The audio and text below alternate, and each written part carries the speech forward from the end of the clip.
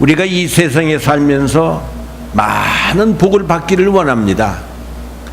그러나 그 중에 가장 귀한 복이 있다면 바로 하나님이 나와 함께하여 주시는 복인 것입니다. 이처럼 세상을 살아가는 성도들에게 최고의 축복은 하나님이 나와 함께하여 주신다는 것입니다. 왜냐하면 주님이 함께하시면 우리에게는 가장 평안하고 행복한 삶은 우리가 살 수 있기 때문인 것입니다. 그리고 주님이 함께하시면 내게 불가능이 없고 나는 강해질 수 있으며 지혜와 명철을 주시기에 우리는 귀하고 아름답게 형통한 삶을 살며 우리 주님 앞에 복음을 위하여 귀하게 쓰임받을 수 있기 때문인 것입니다. 요셉은 야곱의 12아들 중 11번째 아들로서 아버지의 사랑을 듬뿍 받으며 자라났습니다. 야곱은 여러 아들 중에 특별히 요셉에게만 채색 옷을 지어 입힐 정도로 특별히 그를 사랑했습니다. 여러분, 채색 옷이라고 하는 것은요, 이렇게 이게 길게 이렇게 나왔어요. 이렇게 옷이. 이런 옷을 입은 애가 무슨 일을 하겠어요? 뭘 하려면은 막 이렇게 젖어가지고 손을 갖다가 내밀 정도로 그런 채색 옷을 요셉에게 입혀주셔서 그를 사랑했습니다. 뿐만 아니라 하나님도 요셉을 무척 사랑하셨습니다. 어느 날 하나님께서 요셉에게 꿈을 주셔서 그가 장차 큰 인물이 되어 귀하게 쓰임받게 될 것과 장차 받을 축복을 보여주셨습니다. 그 꿈은 하나님의 뜻과 계획을 보여주시는 계시적인 꿈이었습니다. 그러나 요셉은 아버지의 편애로 인해서 이복 형들의 시기와 질투를 받아 마침내 노예로 팔리게 되었습니다. 여기에서 우리는 하나님이 함께 하시는 사람에게도 꿈이 있는 사람에게도 시련이 있구나 하는 중요한 교훈을 우리가 배우게 되는 것입니다. 우리 하나님은 전지전능하시며 절대 주권을 가지고 계십니다. 한 나라의 흥망성쇠를 주장하실 뿐만 아니라 우리의 생사 화복을 주장하시는 분이신 것입니다. 마태복음 10장 29절에 보면 심지어 공중에 나는 참새 한 마리도 하나님의 허락지 아니하시면 떨어지지 않는다고 우리 예수님이 말씀하셨습니다. 그런데 왜 하나님이 함께 하시는 사람에게 이런 환난과 시련이 있는 것입니까? 이것은 한마디로 하나님의 기쁘신 뜻이 있기 때문인 것입니다. 하나님이 함께 하시는 사람에게 오는 시련은 믿음의 시련인 것입니다.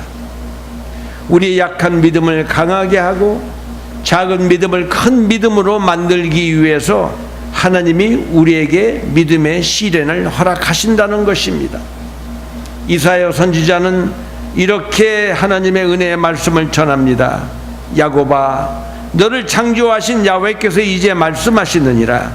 이스라엘아, 너를 조성하신 자가 이제 말씀하시느니라. 너는 두려워 말라. 내가 너를 구속하였고 내가 너를 지명하여 불렀나니 너는 내 것이라. 네가 물 가운데 지날 때 내가 함께할 것이라. 강을 건널 때 물이 너를 침몰치 못할 것이며 네가 불 가운데로 행할 때 타지도 아니할 것이요 불꽃이 너를 사르지도 못하리니 대저 나는 야훼 내 하나님이요 이스라엘의 거룩한 자요 내 구원자라고 말씀하십니다. 우리를 창조하신 하나님, 우리를 구속하시고 우리를 지명하여 너는 나의 것이라고 말씀하시는 그 하나님이 함께 하시는 가운데에서도 때때로 우리는 물을 건너야 할 때가 있고 불을 통과해야 할 때가 있다는 것입니다. 그러므로 우리가 이 땅에 살면서 때로는 물의 시험과 불의 시험을 당할 때 그때도 하나님이 우리와 함께 하신다는 이 놀라운 사실을 꼭 믿으시기를 바랍니다. 야고보 사도는 내 형제들아 너희가 여러 가지 시험을 만나거든 온전히 기쁘게 여기라. 이는 너의 믿음의 시련이 인내를 만들어내는 줄 너희가 알미라. 인내를 온전히 이루라. 이는 너희로 온전하고 구비하여 조금도 부족함이 없게 함이라고 말씀하십니다. 그러므로 성령으로 거듭난 믿음의 사람들은 어떤 환난과 시험이 와도 절대 낙심치 말고 끝까지 참고 견뎌야만 된다는 것입니다. 왜냐하면 믿음의 시련은 또 다른 축복이 뒤따르기 때문인 것입니다. 그러면 하나님은 어떤 사람과 함께 하십니까?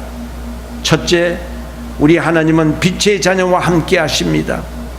요한일서 1장 5절에 보면 우리가 저에게서 듣고 너에게 전하는 소식이 이것이니 곧 하나님은 빛이시라. 그에게는 어둠이 조금도 없다고 말씀하십니다. 하나님께 속한 사람들은 빛의 자녀로 빛의 열매가 꼭 있어야만 된다는 것입니다.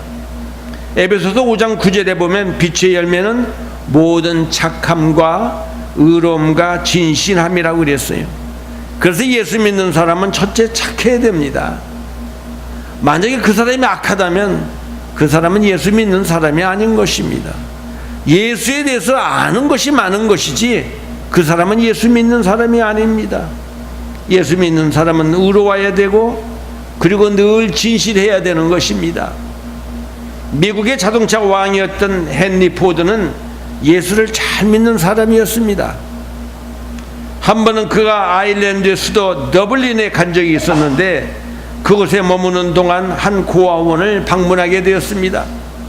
그런 고아원생들을 위하여 강당을 하나 지어줄 것을 약속하고 그 일을 위해 2,000파운드를 기증하기로 했습니다.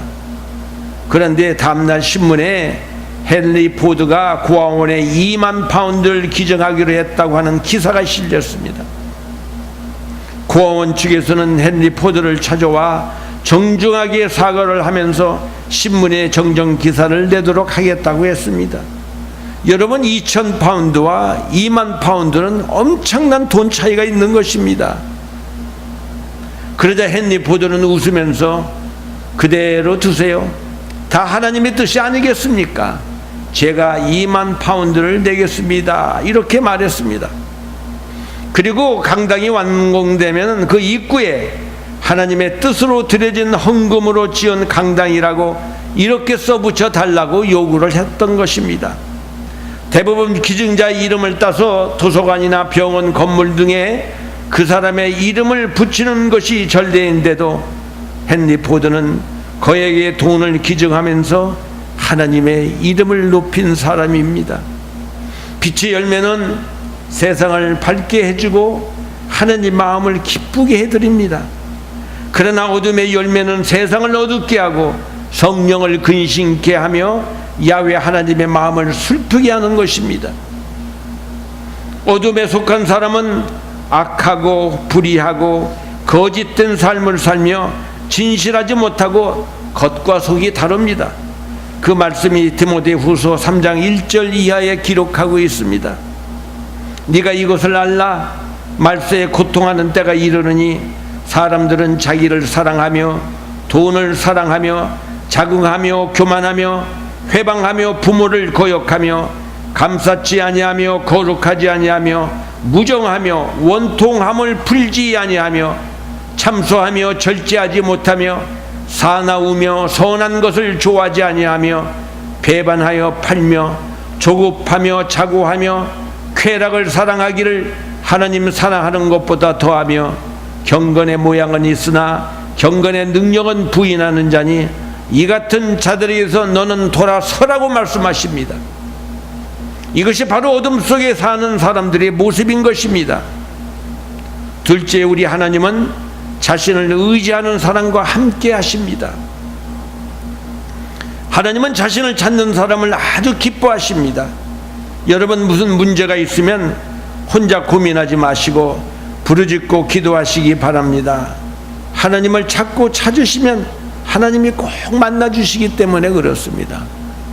자녀가 부모에게 효도하는 길은요, 자녀가 무슨 일을 만나게 되면 꼭 엄마와 아빠하고 조그만 얘기하게 다 얘기하면요, 부모는 그렇게 기쁠 수가 없어요. 근데 자식이 도대체 말을 하지 않는 거야. 도대체 그 속에 뭐가 들어있는지도 알지도 못해. 말을 좀 해보려고 하면 2층에 올라가면 요놈이 아래층으로 내려가고, 아래층에 내려가면 2층에 올라가고, 이 자식이 도대체 뭐가 있는지를 모른다면 여러분 부모 마음은 얼마나 답답하겠습니까? 그런데 학교 갔다 와서 책가방 내던기치고 엄마 오늘 학교에서 있었던 일을 다 얘기를 한다고 해보세요. 세상에 이것처럼 행복한 엄마와 아빠가 어디 있겠습니까? 이렇게 하나님은 자신을 의지하는 사람과 함께 하신다는 것입니다. 하나님께 나아가는 사람을 하나님은 외면하신 적이 없으셨습니다. 그래서 예레미야 선지자를 통해서 이렇게 말씀하십니다. 너희가 내게 부르짖으며 내게 와서 기도하면 내가 너희들의 기도를 들을 것이요 너희가 온 마음으로 나를 구하면 나를 찾을 것이요 나를 만날 수 있다고 말씀하십니다. 시편 73편 28절에도 하나님께 가까이 함이 내게 복이라 내가 주 야훼를 나의 피난처로 삼아 주의 모든 행사를 전파하겠다고 시편 기자는 이렇게 고백합니다. 셋째, 우리 하나님은 순종하는 사람과 함께 하시기를 기뻐하십니다. 여호수아 1장 7절 이하에 보면 오직 너는 마음을 강하게 하고 극히 담대히 하여 나의 종 모세가 내게 명한 율법을 다 지켜 행하고 좌로나 우로나 치우치지 말라. 그리하면 어디로 가든지 형통하리니 이 율법책을 내 입에서 떠나지 말게 하며 주야로 그것을 묵상하여 그 가운데 기록한 대로 다 지켜 행하라. 그리하면 내 길이 평탄하게 될 것이라. 네가 형통하리라. 내가 너에게 명한 것이 아니냐. 마음을 강하게 하고 담대히 하라. 두려워 말며 놀라지 말라. 네가 어디로 가든지 내 하나님 야훼가 너와 함께 하느니라 하시니라. 아멘. 저는 예수님을 믿고 신앙생활하면서 인생의 어려움과 또한 큰 슬픔이 올 때마다 저는 이 말씀을 얼마나 묵상했는지를 모릅니다. 네가 어디를 가든지 내가 너와 함께 하리라. 내가 하나님의 말씀을 쫓아 행하며 살기를 결단하고 그 뜻을 쫓아 살려고 한다면 나는 어디서 무엇을 하든 간에 하느님이 나와 함께 하신다는 이 여호수아에게 하신 말씀이 내 인생에 얼마나 큰 힘이 되었는지 모릅니다. 이렇게 하나님의 말씀에 순종하며 사는 사람들은 걱정하거나 두려워할 필요가 없다는 것입니다. 왜냐하면 전지전능하신 야훼 하나님께서 함께 하시기 때문에 모든 일이 합력하여 선을 이루어 주시기 때문인 것입니다. 넷째, 우리 하나님은 사랑이 많은 사람과 함께 하시기를 기뻐하십니다. 요한일서 4장 12절 이하에 보면 어느 때나 하나님을 본 사람이 없으되 만일 우리가 서로 사랑하면 하나님이 우리 안에 거하시고 그의 사랑이 우리 안에 온전히 이루느니라. 그의 성령을 우리에게 주심으로 우리가 그 안에 거하고 그가 우리 안에 거하시는 줄을 우리가 안다고 말씀하십니다. 성령의 첫 열매가 바로 사랑인 것입니다. 그 사람이 성령으로 충만한 사람인지 아닌지 분별하는 방법은 그가 얼마나 열심히 있거나 방언의 능력으로 하나님의 일을 하는 것이 아니라 사랑하는 마음이 얼마나 많은지를 통해서 그 사람의 영을 분별할 수 있다는 것입니다. 이렇게 하나님은 빛의 자녀들과 함께 하시며 자기를 찾고 가까이 의지하는 사람과 함께 하시며 말씀에 순종하여 사랑이 많은 사람과 함께 하시기를 기뻐하신다는 것입니다. 그러면 이렇게 하나님이 함께 하시는 사람에게 어떤 축복이 임하는 것입니까? 첫째, 하나님이 함께 하시는 사람은 범사가 형통의 축복을 받게 되는 것입니다. 요셉을 노예로 산 보디발은 요셉이 다른 노예들과 전혀 다르다는 것을 알았습니다. 그리하여 요셉을 가정 총무로 삼고 자신의 식료만 빼고 모든 소유를 요셉에게 다 맡겼습니다. 여러분, 요셉은 노예입니다. 아니, 어떤 주인이 노예에게 가정의 모든 키를 맡기는 사람이 어디 있겠습니까? 그만큼 요셉은 보디발에게 큰 신임을 얻었던 것입니다. 그 결과 하나님께서 요셉을 통해서 그 주인의 집과 모든 소유에 복을 내리셨다고 오늘 성경은 우리에게 말합니다. 예수를 잘 믿고 하나님을 경외하는 사람을 고용하면요, 그 하나님 믿는 자녀 때문에 하나님이 그 사업체에 복을 주십니다. 여러분 믿으십니까? 이것은 하나님의 약속인 것입니다.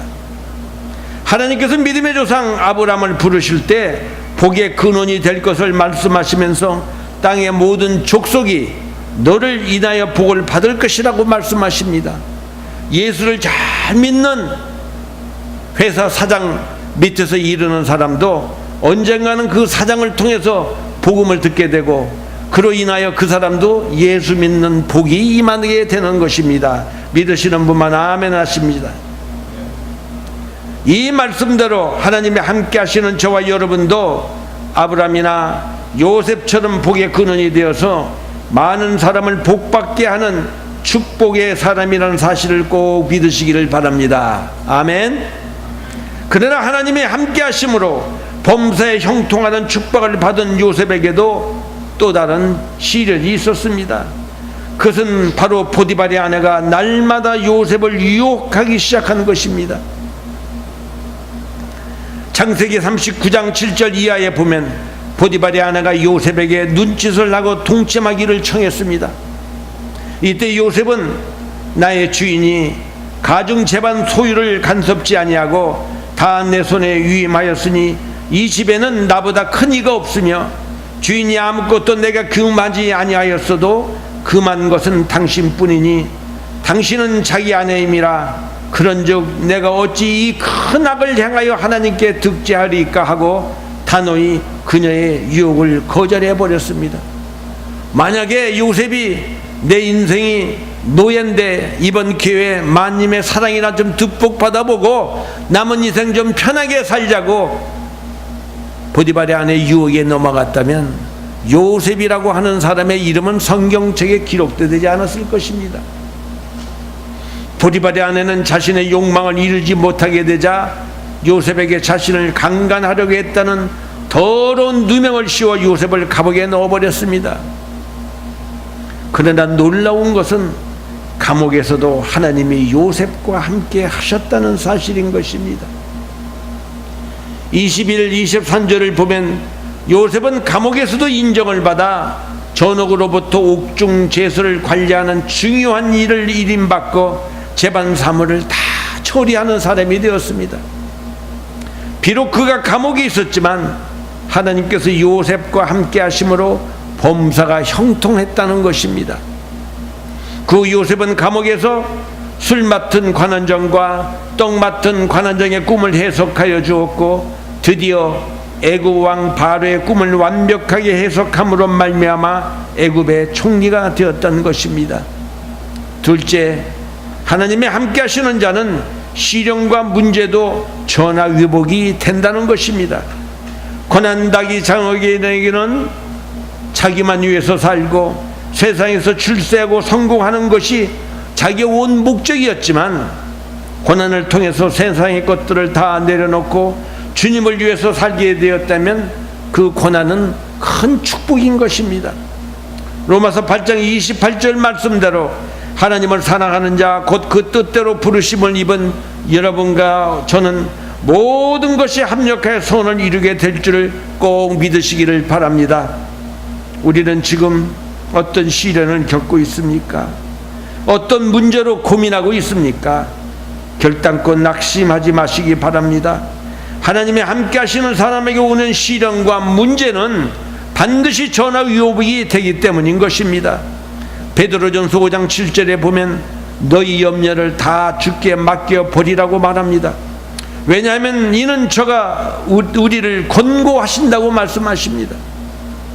시편 37편 5절 이하에서도 너의 길을 야훼께 맡기라. 저를 의지하면 저가 이루시고 내 의를 빛같이 나타내시며 내 공의를 정오의 빛같이 하시리라고 말씀하십니다. 이 시간 우리 다 같이 잠시 눈을 좀 감으십시다. 복 중에 가장 큰 복은 야훼 하나님과 함께 동행하는 것입니다. 나는 빛의 자녀입니까? 아니면 늘 어둠 속에 살고 있는 사람입니까? 나는 늘 성령을 사모하며 성령을 의지하며 사는 사람입니까? 나는 하나님의 말씀에 순종하려고 애를 쓰며 사는 사람입니까? 아니면 아직도 내 자아와 내 생각을 고집하며 사는 사람입니까? 나는 사랑이 많은 사람입니까? 아니면 마음이 강팍하여 국률과 자비를 베풀지 못하고 사는 사람입니까?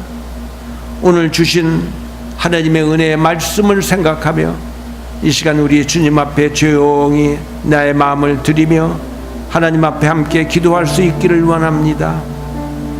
하늘에 계시는 참 좋으신 우리 하나님 아버지, 우리가 이 미국 땅에 살면서 많은 어려움과 고통과 아픔들이 있습니다. 하나님